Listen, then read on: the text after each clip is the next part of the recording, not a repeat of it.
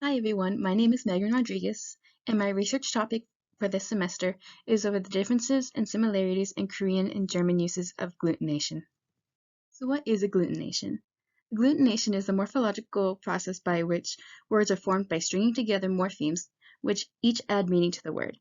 So basically, this is the term for sticking, as Dr. Kim would like to say, un poquitos onto words in order to change or add meaning, something we're all really familiar with in Korean. However, other languages use this process too. German is often used as an example of word compounding or agglutination in Western languages, with words such as kindergarten, kinder meaning children, and garten meaning garden, or a kindergarten. The two words combine to take on new meaning. Here I have a couple more examples.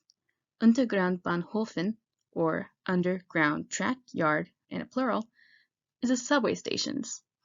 Um, and here's another one, Glühbirnen, or literally glow pear, which is a light bulb. They have a lot of fun words like that. In German, every part of the language can be compounded. Now, I don't speak German, so forgive me if I mess any of these up. In German, you can compound nouns, or der Mülleimer, or garbage pail, adjective and noun, der Großeltern, or grandparents, noun and adjective, luftleer, or airless, verb stem and noun, der Waschmaschine, preposition and noun, der Wort, or a suburb, the proposition and a verb, runterspringen, to jump down, and an adjective, or hellblau, or light blue. This is really similar to English, but it's also really similar to other languages that use agglutination. As I said before, Korean also uses agglutination. However, Korean uses it more as a form of sentence structure than does German, and one can attach morphemes to every word in a sentence. For example, 민호가 사과를 먹었다, or Minho ate an apple. In the sentence, every word has a morpheme attached. Minho gets a nominative, apple gets an accusative, and eat gets a past tense and a declarative. Another sentence is 옛날에 어떤 마을에 한 할머니가 살았어요, or in the old times in some village lived a grandmother. This sentence also has extensive agglutination, at least one morpheme attached in most words. As we've learned in class, more than word placement, it is the morpheme attachment that is characteristic of agglutination that provides meaning in Korean. In this case, 책, 민호, 읽는다 is ungrammatical because it has lost its attached morphemes. Without the agglutinized morphemes providing meaning, the sentence not only becomes ungrammatical, but also unintelligible. So the attachments of morphemes or agglutination is incredibly important to Korean. It is the backbone that holds the languages together, and without it, Korean wouldn't be Korean at all. Although there are differences in how the languages use agglutination, there are also similarities. For example, both languages use noun compounding extensively. Now, there are many different words that fit the bill for this category, but there are some that I thought were really funny. These Korean words I think we're all pretty familiar with, but I still like them. 물고기, or fish, as we all know, is literally water and meat. 여자친구 is a bunch of compounding, where female and person combine to be woman, and then you add on friend to mean a girlfriend. And finally, 눈물, wherein eye and water combine to mean tears. The German words are some that I picked because I thought they were just kind of really weird. The first is Kummersvek, which is sorrow and bacon mixed to mean the weight you gain from comfort eating, which is so funny to me.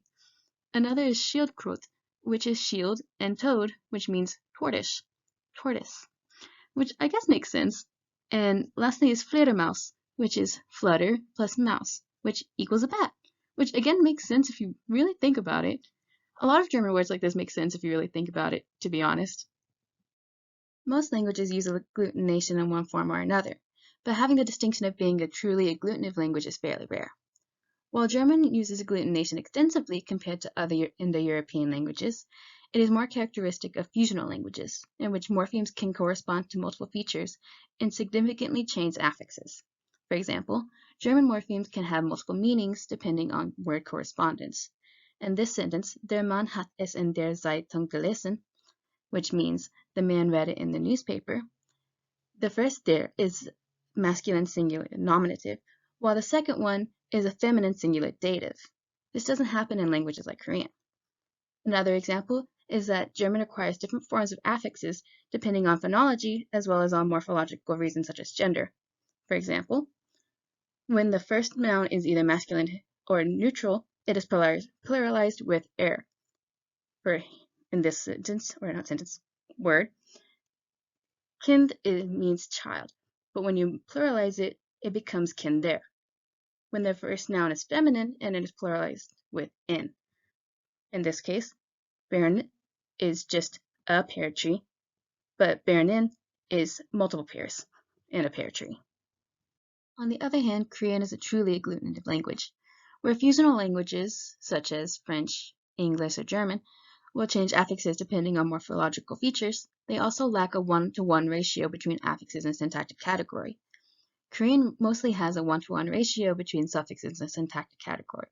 For example, if you're talking about honorifics, it's always going to be sheep. If you're talking about past tense, it's almost always going to be or at. And if you're talking about volition, it's almost always going to be get. It's not going to change depending on something like gender.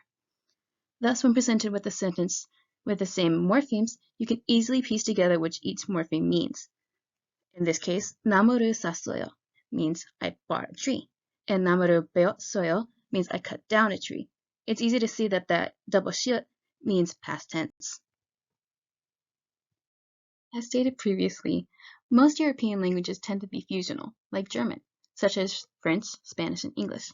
These languages come from the Indo-European language tree and have a lot of similarities, although some may differ in terms of sentence order.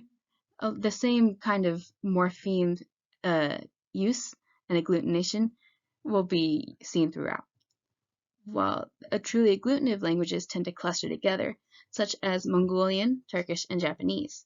These languages are part of the contested Uralic Altaic language family, and the reason they are often lumped together is their sentence structure, which is really similar, and it is that feature of agglutination which kind of makes them more similar and lumps them together. Thank you for watching my presentation. I really hope you enjoyed it. I really enjoy this topic. It's something I've been thinking of since the beginning of the semester. Whenever we first started talking about agglutination, whenever we first started, my mind immediately went to German and all the compound words that I've put in this presentation. I really thought it was cool to see how German compared to Korean in use of agglutination. Here are my sources, and I hope you guys had a good semester because I really enjoyed this class.